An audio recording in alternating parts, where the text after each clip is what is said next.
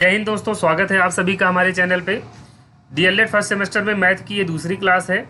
इसके पहले की क्लास में आपको हमने बहुत सारे क्वेश्चन बताए, जिसमें हर एक क्वेश्चन को हमने व्याख्या करके उसमें जो भी परिभाषाएं या सूत्र लगती हैं उनको हमने बताया, ताकि आपको पूरी तरह से अच्छे से हर चीज़ समझ में आ सके।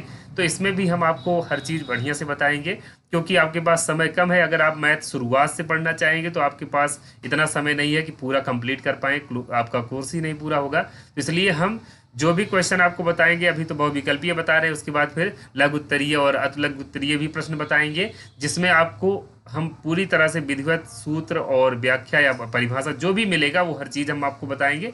देखिए, शुरुआत करते हैं। पहला क्वेश्चन जो आपके सामने है वो है 2 4 6 8 सो वन डॉट डॉट कहलाती है। देखिए, इस तरह की संख्याएं क्या कही जाती हैं आपको बताना है। 2 4 6 8 इस तरह की जो भी संख्याएं हैं उनको क्या कहते हैं। तो सबसे पहले जान लीजिए कि ये संख्याएं किस प्रकार की संख्याएं। देखिए, इसमें जो भी संख्या आपको दिख रही है वो 2 से विभाज्य होने वाली संख्या है। कहने का मतलब ये है कि अगर हम 2 को 2 से भाग करते हैं तो 2 से कट जाती, 4 भी 2 से कट जाएगी, 6 भी और 8 भी। तो इस तरह की जो भी संख्याएं हैं जो 2 से कट जाती है वो क्या कही जाती है, वो सारी की सारी सम संख्या के अंतर्गत रखी जाती है।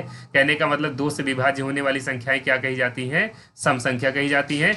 अब इसमें और जो संख्याएं दी गई उनको भी जान लिया जाए। प्राकृतिक संख्या, देखिए जो संख्या हम लोग गिनने में प्रयुक्त करते हैं, जैसे 1 2 3 4 5 6, इस तरह से हम लोग गिनती में प्रयुक्त कर रहे हैं संख्याओं को। तो ये सब संख्याएं क्या कही जाती हैं, ये सब संख्याएं प्राकृतिक संख्या कही जाती हैं। अब देखिए, अगर प्राकृतिक संख्या आप जानते हैं तो इसमें से प्राकृतिक संख्या में से सम संख्या आप निकाल दीजिए। प्राकृतिक संख्या में से सम संख्या निकाल देंगे तो विषम संख्याएं मिल जाएंगी, जैसे 1 3 5 7 9 11। इस तरह से जो भी संख्या हम पढ़ते हैं ये सारी सारी संख्या क्या कही जाती हैं, विषम संख्या के अंतर्गत ली जाती हैं। अब इसके बाद आता है अभाज्य संख्याएं। अभाज्य संख्याएं क्या होती हैं, अभाज्य संख्याओं को भी जानना बहुत जरूरी है, इंपॉर्टेंट चीज है ये। देखिए, जो संख्याएं स्वयं से कटती हैं या दो से कटती, सॉरी, जो संख्याएं स्वयं से कटती हैं या एक से कटती हैं वो क्या कही जाती हैं, अभाज्य संख्या कही जाती हैं। जैसे देखिए, 2 और 2 के बाद 3 5 7, इन सब संख्याओं को आप देखिए, ये या तो स्वयं से कटेंगी या फिर एक से कटती हैं। तो वो सारी संख्याएं जो स्वयं से कटती हैं और एक से कटती हैं वो क्या कही जाती हैं, अभाज्य संख्या कही जाती हैं। तो ये चीज़ आपको समझ में आ गया होगा। इसके बाद देखिएगा, इसके बाद के क्वेश्चन में देखिए 3 5 7 9 13, ये सब क्या कहलाती हैं। तो अभी हमने बताया, देखिए 1 3 5 7 9, इसके बाद 11, फिर 13, फिर 15, ये सारी संख्याएं, मतलब प्राकृतिक संख्या में से जब हम सम संख्या निकाल देते हैं, जो संख्याएं बचती हैं वो क्या कही जाती हैं, वो संख्याएं विषम संख्या कही जाती हैं। तो इसमें दा वाला विकल्प जो आपके सामने है बिल्कुल सही होगा। इसके बाद देखिए, अगला प्रश्न जो आपके सामने है वो क्या है। अगला प्रश्न है 2 3 4 5। ये देखिए दिया गया 2345। इसमें बताना है 3 का स्थानीय मान। बहुत आसान क्वेश्चन है। कल स्थानीय मान के बहुत सारे क्वेश्चन हमने बता रखे थे, आज भी देख लीजिए एक क्वेश्चन आ गया है। तो 3 दिया गया है, 3 आप लिख लीजिए और पीछे कितने अंक है, 2 अंक है, तो 2 जीरो बढ़ा दीजिए। इसका स्थानीय मान कितना हो जाएगा, 300। तो इसमें जो सही उत्तर है वो बा वाला है, मतलब सेकंड वाला विकल्प जो होगा बिल्कुल सही होगा। अगला प्रश्न देखिए, इसमें क्या दिया गया, इसमें दिया गया है 15, इसमें 1,54,125, 1,54,125 में 5 के स्थानीय मानों का योग बताना है। तो देखिए क्या है, यहाँ पे देखिए, पहले इस 5 की बात करते हैं तो इसमें इसका मान तो 5 ही होगा, लेकिन अगर हम इसकी बात करते हैं देखिए क्या होगा, इकाई दहाई सैकड़ा, इकाई दहाई सैकड़ा, हजार, 10,000, मतलब इसमें 50,000 होगा। अगर मान लीजिए इसमें दिक्कत होती है आपको लिखने में तो क्या करना है, देखिए 5 आपके सामने है, 5, इसके बाद कितने अंक है, 1 2 3 4, तो 4 जीरो बढ़ा दीजिएगा। तो अब देखिए ये हो गया एक, ये 50,000 और एक है 5। कहने का मतलब 5 इसमें 2 जगह पर है ना, एक जगह पे ये है, एक जगह पे ये है। तो इसका मान है 50,000, इसका स्थानीय मान क्या है, 5 है। इनका क्या करना है, योग बताना है आपको। तो 50,000 और 5 जोड़ लेते हैं तो क्या मिलता है, 50,005। तो इसमें सा वाला विकल्प आपके सामने जो दिया गया है बिल्कुल सही होगा, इसमें कोई दिक्कत आपको नहीं होनी चाहिए। अगला प्रश्न है, 150 को 3 से भाग करने पर भागफल आएगा। आपको बताना है, जैसे अगर आप 150 को 3 से भाग करते हैं तो भागफल क्या आएगा। बहुत ही सिंपल क्वेश्चन है, भाग करना तो आपको आता ही होगा, भाग कर सकते हैं आसानी से। एक तरीका ये भी आप अप्लाई कर सकते हैं, जैसे 150 को आप 3 से भाग करना चाहते हैं तो 3 एकम 3, 3 पचे 15, 50 जो है वो उसका आंसर आ जाएगा। तो अब इसमें बा वाला जो विकल्प होगा बिल्कुल सही होगा। अगला प्रश्न है, 24 के किस देखिए इसमें थोड़ा सा टाइपिंग मिस्टेक है। 24 के किस संख्या से भाग करने पर, यहाँ गलत दिया गया है, यहाँ पर ये लिखना था 24 को किस संख्या से गुणा करने पर, यहाँ गलत दिया गया है, लिखना था 24 को किस संख्या से गुणा किया जाए 2400 आ जाए। देखिए ऐसे क्वेश्चन मिल जाते हैं और आप गलत कर देते हैं कि 24 में कितने से गुणा किया जाए कि 2400 मिल जाए। तो इसमें क्या करना है, जो गुणनफल आया रहेगा उसको संख्या से भाग कर दीजिएगा बस। ऐसा क्वेश्चन कभी भी मिले, दिया गया 24 को किस संख्या से गुणा किया जाए कि गुणनफल 2400 आ जाए, तो ऐसे क्वेश्चन में क्या करना है, जो गुणनफल दिया रहेगा, जैसे गुणनफल यहाँ 2400 है, 2400 को क्या करेंगे आप 24 से भाग कर देंगे। 2400 को 24 से भाग कर देंगे, कितना आएगा 100 आ जाएगा। क्योंकि देखिए 100 आया कैसे, आप ध्यान दीजिएगा 24 में अगर आप 100 से गुणा करिए तो क्या होता है, 24 एकम 24 और पीछे 2 जीरो लग जाता है। तो आप ध्यान दीजिएगा अगर 2400 को हम 24 से भाग करते हैं तो आंसर जो आएगा वो कितना आएगा 100 आ जाएगा। तो इसमें जो सही विकल्प है वो क्या होगा, सही विकल्प जो होगा वो सा वाला होगा। अगला प्रश्न देखते हैं, 7/5 का व्युत्क्रम है। 7/5 का व्युत्क्रम, व्युत्क्रम मीन्स क्या होता है, उल्टा, इनवर्स की बात कर रहे हैं। 7/5 का उल्टा क्या होता है 5/7। चाहे व्युत्क्रम बोला जाए या गुणात्मक प्रतिलोम, जो कि कल हमने बताया था। गुणात्मक प्रतिलोम अगर आपसे पूछा जाए तब भी आप क्या कर देते हैं, जो संख्या दी गई होगी उसका गुणात्मक प्रतिलोम उसका उल्टा होता है, ठीक है। जैसे 7/5 का गुणात्मक प्रतिलोम बोलेगा तो आप क्या बताएंगे 5/7। यहाँ पर व्युत्क्रम लिखा है तब भी उसका मतलब वही होता है। इसके बाद देखिएगा मल्टीप्लाई का क्वेश्चन फिर से आ गया है। मल्टीप्लाई के बारे में हमने कल भी बताया था, आज फिर से बात कर लेते हैं। बहुत ही सिंपल क्वेश्चन है। देखिए इसको एक दूसरे तरीके से हम बताते हैं, नहीं तो आप गलती कर देते हैं। 0.04 है, इसको 0.5 से मल्टीप्लाई करना है तो क्या करेंगे, 4 और 5 का गुना कर देते हैं, 4 पंचे 20 हो जाएगा। अब देखिए इसमें 1 अंक पे दशमलव है और इसमें 2 अंक पे दशमलव है, तो दशमलव हमको कितने पे लगाना है, 3 अंक पे लगाना है। क्योंकि देखिए इसमें 1 अंक पे है, इसमें 2 अंक पे है, तो आपको दशमलव लगाना है 3 अंक पे। देखिए 1 अंक ये हो गया, 1 अंक ये हो गया। अब 3 अंक अगर लगाना है तो आगे 1 जीरो बढ़ा दीजिएगा।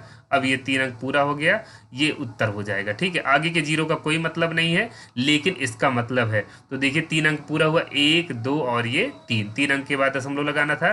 जब हम 4 पंचे 20 किए हैं, यहाँ 4 का 5 से गुना किए हैं, तो क्या हुआ है, सिर्फ 20 ही तो मिला है। लेकिन हमको 3 अंक पे दशमलव लगाना है तो आगे जीरो बढ़ा देना होगा। अगर संख्या कम पड़ती रहती है तो आगे जीरो बढ़ा लिया जाता है। तो इसमें सही उत्तर कौन सा होगा, आ वाला होगा। इसको आपको समझ में आया होगा क्या हम कह रहे हैं। अगला प्रश्न देखेंगे। अगला प्रश्न जो आपके सामने है, इसमें 13 का अनुवर्ती बताना है। तो हमने कल ही बता दिया था 13 का अनुवर्ती, जैसे अगर आपसे अनुवर्ती या उत्तरवर्ती बोला जाए तो उसमें 1 जोड़ दीजिएगा। जैसे 13 का अनुवर्ती या उत्तरवर्ती, उत्तरवर्ती या अनुवर्ती का मतलब क्या होता है, 13 के ठीक बाद वाली संख्या। तो 13 के ठीक बाद वाली संख्या क्या होती है, 14 होती है। और अगर 27 के पूर्ववर्ती पूछा जाए, पूर्ववर्ती मतलब क्या होता है, पहले की संख्या पूछी जाए तो 27 के ठीक पहले, पूर्ववर्ती मतलब क्या होता है, पहले की संख्या। तो 27 के ठीक पहले क्या आती है, 26 आती है। ये संख्या आप ध्यान रखेंगे। इसके बाद देखिएगा अगले प्रश्न पे भी ध्यान देते हैं। बहुत सिंपल प्रश्न आ रहे हैं, ऐसे ही प्रश्न एग्जाम में भी आएंगे, लेकिन ये छोटी छोटी गलतियां आप करते हैं क्योंकि छोटे छोटे क्वेश्चन पे ध्यान नहीं देते हैं। देखिए वे संख्याएं जो 2 से पूर्णतः विभाजित नहीं होती हैं वो क्या कहलाती है, अभी हमने बताया था। जो संख्या 2 से विभाजित नहीं होती वो क्या कही जाती है, विषम संख्याएं कही जाती हैं। इसको ध्यान रखिएगा। और सम संख्या किसे कहा जाता है, जिसमें जो संख्या 2 से विभाजित हो जाती है, जो भी संख्या 2 से विभाजित हो जाती है उन्हें क्या कहा जाता है, सम संख्या कहा जाता है। और परिमेय संख्या क्या होता है, जिसे p/q के रूप में लिखा जा सके लेकिन q is not equal to 0, मतलब q 0 के बराबर ना हो। जिसे p/q के रूप में लिखा जा सके लेकिन q 0 के बराबर ना हो तो उसे क्या कहा जाता है, परिमेय संख्या कहा जाता है। और भाज्य संख्या क्या कहा जाता है, जो संख्या 1 से भी कटे, खुद से भी कटे, उसके अलावा किसी न किसी संख्या से कट जाए उसे क्या कहा जाता है, भाज्य संख्या कहा जाता है। इंग्लिश में इनको कंपोजिट नंबर कहा जाता है। जैसे देखिए हम आपको एग्जाम्पल बता देते हैं। एग्जाम्पल के तौर पे मान लेते हैं, 4 ले लेते हैं, ठीक है। तो 4 देखिए 1 से भी कटता है और खुद से भी कटता है, और उसके अलावा किससे कटता है, 2 से भी कटता है। कहने का मतलब जो संख्या खुद से कटे और 1 से कटे, उसके अलावा भी किसी से कट जाए उन्हें भाज्य कहा जाता है। अगर कोई संख्या खुद से कटे और 1 से कटे उसे अभाज्य संख्या कहा जाता है, ठीक है। अब देखिए 1 किस में रखा गया, अगला प्रश्न जो है 1 है भाज्य संख्या है कि अभाज्य संख्या है, कि ना तो भाज्य है ना अभाज्य है, या फिर इनमें से कोई नहीं। तो जो सही उत्तर है इसमें कौन सा होगा, इसमें सा वाला उत्तर सही होगा, क्योंकि ना ही ये भाज्य में लिया जाता है और ना ही अभाज्य में लिया जाता है। ये लिया जाता है विषम संख्या में। अगर आपसे बोला जाए एक कैसी संख्या है, तो एक विषम संख्या है, इसको ध्यान रखेंगे, कभी गलती मत करिएगा, इसमें बहुत गलती होती है, ज़्यादातर लोग इसमें गलत कर देते हैं। एक ना ही भाज्य में रखिएगा ना ही अभाज्य में, इसको याद रखेंगे आप, एक ना ही भाज्य में ना ही अभाज्य में रखेंगे आप। ये कैसी संख्या है? ये विषम संख्या है, इसको आप ध्यान रखेंगे। अगला प्रश्न है भिन्न 6/9। भिन्न 6/9 के बारे में बताना है, कैसी भिन्न है, सम भिन्न है, विषम भिन्न है, या मिश्र भिन्न है, या फिर इनमें से कोई नहीं। तो हम आपको बता देते हैं, जैसे ये तो विकल्प आपके सामने उत्तर भी दे दिया गया है, ये सम भिन्न है, लेकिन सम भिन्न क्यों कहा गया है, इसको आप पहले समझ जाइए। सम भिन्न वो संख्याएं होती हैं, वो भिन्न होती हैं जिनमें अंश जो होता है, अंश अंश किसे कहा जाता है? ऊपर वाली संख्या को अंश कहा जाता है। अंश जो होता है वो हर से छोटा हो। देखिए इसमें अंश क्या है? अंश इसमें 6 है और हर कितना है? 9। तो हर, देखिए हर से अंश छोटा है कि नहीं है? 6 जो है 9 से छोटा है, ठीक है। तो यहाँ पे सम भिन्न क्या होता है? जब अंश जो होता है वो हर से छोटा होता है। विषम भिन्न क्या कहा जाएगा? विषम भिन्न उसे कहा जाता है जब हर क्या हो? छोटा हो और अंश बड़ा हो। जैसे इसका एग्जाम्पल आप देख लीजिए। एग्जाम्पल जैसे मान लेते हैं, ऊपर 4 दे दिए, 4 दे दिया जाए और नीचे 3 दे दिया जाए, तो ये किस में रखा जाएगा? ये विषम भिन्न में रखा जाएगा। और ऐसे बहुत सारे एग्जाम्पल हो सकते हैं, 6 लिखा जाए, नीचे 5 लिखा जाए, या फिर ऊपर कोई भी बड़ी संख्या हो, नीचे उससे छोटी संख्या होनी चाहिए, बस वो विषम में आएगा। और सम में क्या आएगा? सम में आएगा ऊपर छोटी हो और नीचे बड़ी हो। मिश्र में क्या आता है? मिश्र में देखिए ये जो है सामने जो है आप देखिए एक संख्या दी गई हो और उसके बाद भिन्न दिया गया हो, ठीक है। इसको क्या कहा जाता है? इसको कहा जाता है मिश्र भिन्न, ठीक है, इसको ध्यान रखिएगा। अब जैसे देखिए यहाँ पे क्या दिया गया है? भिन्न। ये देखिए एक भिन्न दिया गया, एक सही 3/5। तो कैसी भिन्न है ये मिश्र भिन्न है, ठीक है। लेकिन अब आपसे बोला जाए कि इसका जो है उत्तर क्या होगा, या फिर इसको हल करने के बाद मान क्या मिलने वाला है, तो उसको हम आपको बता देते हैं क्या मान मिलेगा।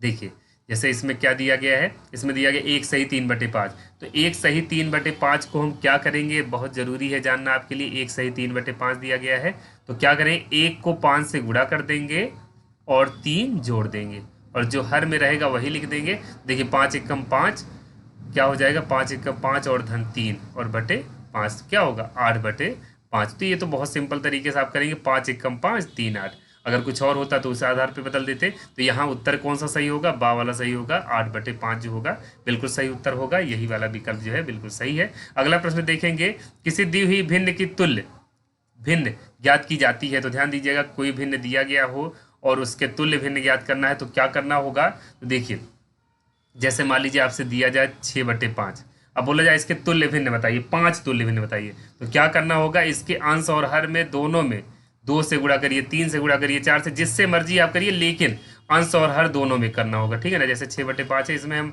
3 से भी कर सकते हैं और 4 से भी कर सकते हैं, 5 से, जिससे मर्जी आप कर दीजिए, लेकिन जिससे भी करिएगा ऊपर नीचे दोनों में। जैसे देखिए यहाँ ऊपर नीचे हम 4 से कर दिए, यहाँ ऊपर नीचे 3 से कर दिए, यहाँ ऊपर नीचे 2 से कर दिए। तो अब इनको हल करने के बाद जो मान मिलेगा वही उसके तुल्य होगा। जैसे यहाँ क्या मिल जाएगा? 12/10। और यहाँ क्या मिल जाएगा? यहाँ देखिए 6 तिरिक 18/5 15 और 6 चौक 24/5 चौक 20। तो इसमें देखिए क्या काम किया गया है? इसमें अंश और हर दोनों में क्या किया गया है? गुणा किया गया है। तो इसमें विकल्प आप देख सकते हैं। तो इसमें दा वाले में क्या दिया गया? दा वाले में दिया गया है भिन्न के अंश और हर में एक ही संख्या से गुणा करके क्या किया जा सकता है? किसी दी हुई भिन्न के तुल्य भिन्न प्राप्त किया जा सकता है। इसको ध्यान रखेंगे। अगला प्रश्न देखते हैं। अगला प्रश्न क्या है? अगला प्रश्न दिया गया 0.6 और 0.4 का गुणा क्या होगा? देखिए इसको अगर आप मल्टीप्लाई करते हैं, अभी हमने क्या बताया था, थोड़ी देर पहले एक क्वेश्चन बताया था, उसमें भी इसी तरीके का क्वेश्चन था।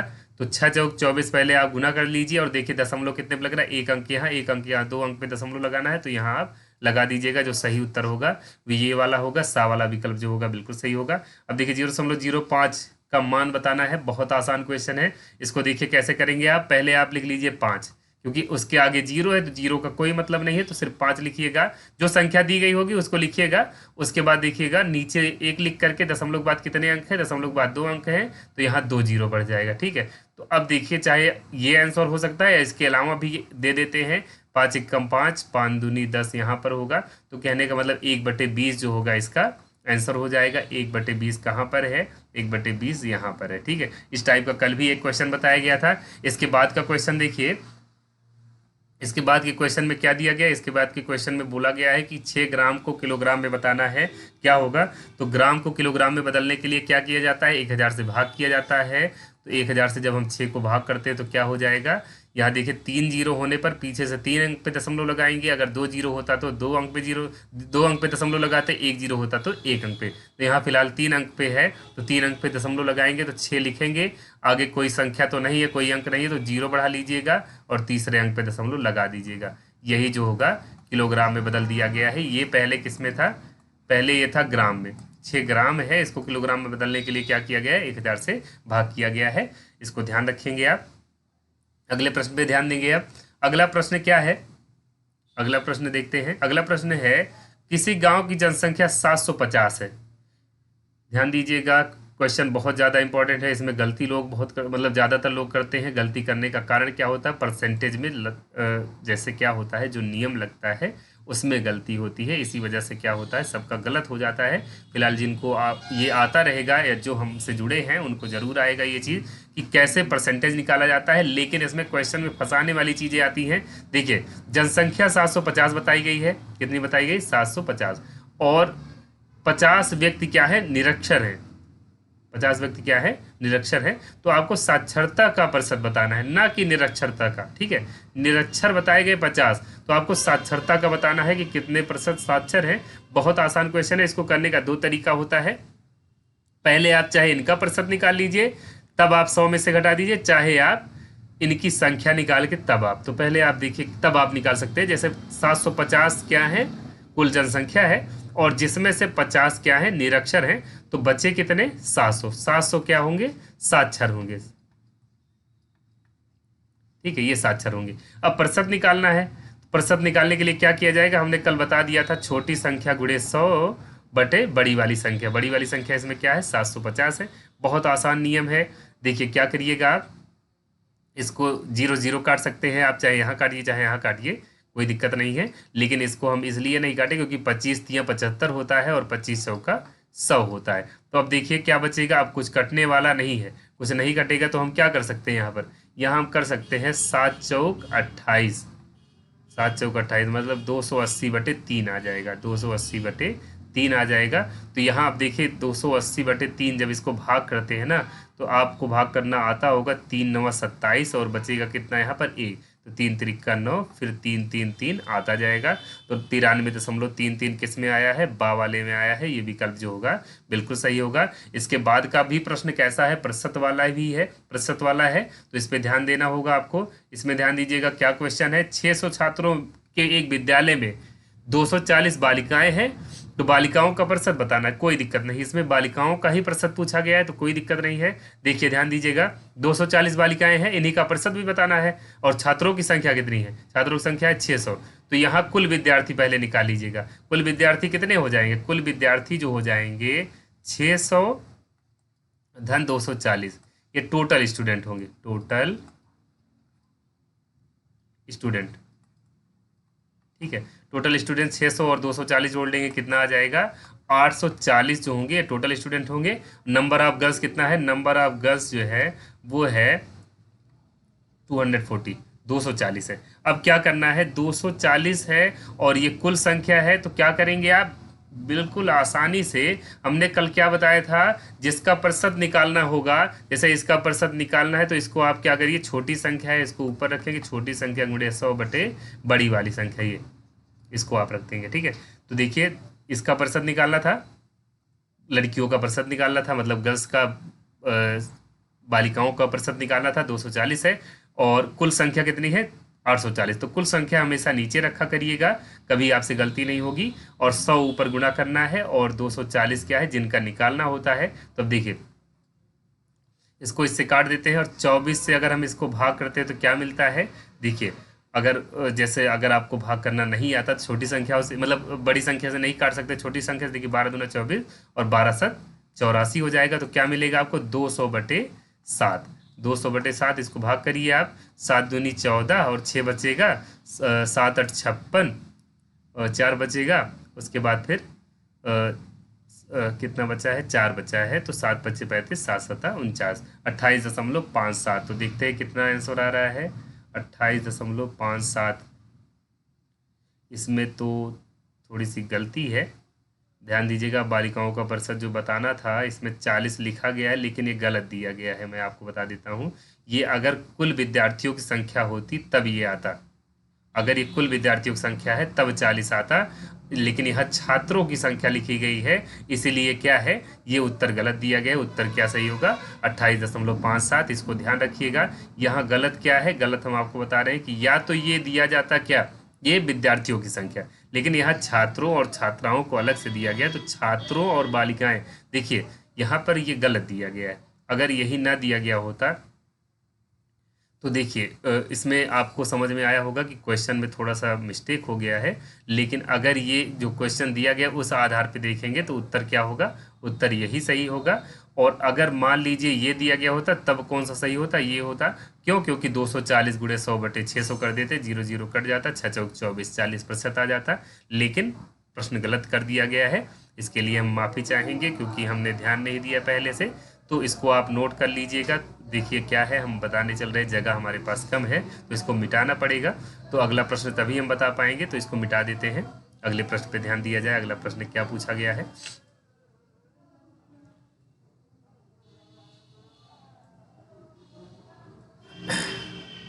देखिए अगला प्रश्न है 250 केलों में से 50 केले एक कक्षा में बांट दिए गए हैं, ठीक है। कितने प्रतिशत केले शेष बचे हैं, कोई दिक्कत नहीं है।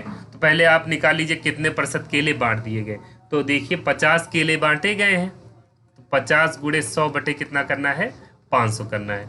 0 0 कट जाएगा, ठीक है। और क्या होगा, 5 दहम 50, कहने का मतलब 10% केले बांट दिए गए। 10% केले क्या है, बांट दिए गए। तो बचे कितने होंगे, तो कुल मिला के देखिएगा, अगर 250, यहाँ हम 500 लिखे थे, ध्यान नहीं दिए, 250 केले है ना, 500 नहीं, फिर से लिखना होगा।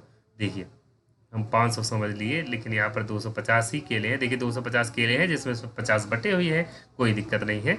हम फिर से लिख देते हैं। देखिए 50 केले बांट दिए गए हैं और कुल केले कितने थे, 250। तो 250 है, तो अगर हम इसको इससे काटते हैं तो 5 आ जाएगा। अब 5 से इसको काट दीजिए, 5 दूनी 10, मतलब 20% केले क्या है, 20% केले जो है वो बांट दिए गए। अब बचे कितने होंगे ये निकालना हो तो जितने बांट दिए गए उनको 100 में से आप घटा देंगे, कहने का मतलब 80% केले जो है वो बचे हुए हैं। तो यहाँ पे जो सही विकल्प होगा वो कौन सा होगा, बा वाला होगा। अगला प्रश्न देखेंगे। अगला प्रश्न क्या दिया गया है, अगला प्रश्न है 651 मीटर लंबे फीते में 18.6 मीटर के कितने टुकड़े काटे जा सकते हैं। तो देखिए जैसे मान लीजिए बोला जाए कि ये फीता है, ठीक है। अब इससे छोटे छोटे टुकड़े काटने हैं ये, तो अगर एक टुकड़े की लंबाई आपको पता है तो पूरे टुकड़े की लंबाई को एक टुकड़े की लंबाई से भाग कर दीजिएगा, ठीक है। पूरे टुकड़े की लंबाई को क्या करेंगे आप, एक टुकड़े की लंबाई से भाग कर देंगे, तो कोई दिक्कत नहीं होगी, आप आसानी से कर लेंगे। आइए कर लेते हैं इसको भी। देखिए क्या करना है, इसमें आप यही करेंगे कि जब देखिए जैसे 651 मीटर दिया गया है, हम कहे कि जो कुल फीते की लंबाई है उसको एक टुकड़े की लंबाई से क्या करेंगे आप, भाग कर देंगे। जो आंसर आएगा वही सही होगा, इसको ध्यान रखेंगे। तो देखिए क्या है इसमें, इसको भाग करने का तरीका, अब भाग करने का तरीका अब इसमें नहीं बताएंगे, इतना लंबा समय नहीं है कि हम आपको, क्योंकि वीडियो लंबा होता चला जाएगा, तो इसको आप भाग कर लीजिएगा। भाग करने का जो भी तरीका लगता है उसको कर सकते हैं। तो इसमें जो सही विकल्प होगा ये दिया गया बा वाला होगा, लेकिन भाग कर लीजिएगा। नियम हमने बता दिया है कि जो पूरे फीते की लंबाई है उसको एक टुकड़े की लंबाई से भाग कर देंगे तो क्या होगा, आपको आंसर मिल जाएगा। तो इसमें हो सकता है 35 आए। अगर वीडियो पसंद आया हो तो प्लीज़ इसको लाइक और शेयर करना ना भूलें। जो भी मान लीजिए आपके विद्यालय की कोई विद्यालय में ग्रुप बना दिया जाता है, ग्रुप में या फिर अपने दोस्तों को शेयर करना ना भूलें, ताकि उनकी भी पढ़ाई सही हो सके। एग्ज़ाम आपका नज़दीक आने वाला है, टीचिंग अभी चल रही होगी, तो आप ध्यान दीजिएगा कि हम हर दिन ऐसे ही वीडियो आपको देते रहेंगे। आपके लिए इम्पॉर्टेंट क्वेश्चन जो भी होंगे उनको हम बताएंगे, विधिवत बताएंगे, पूरे नियम के साथ बताएंगे। तो आप प्लीज़ लाइक और शेयर करना ना भूलें। धन्यवाद।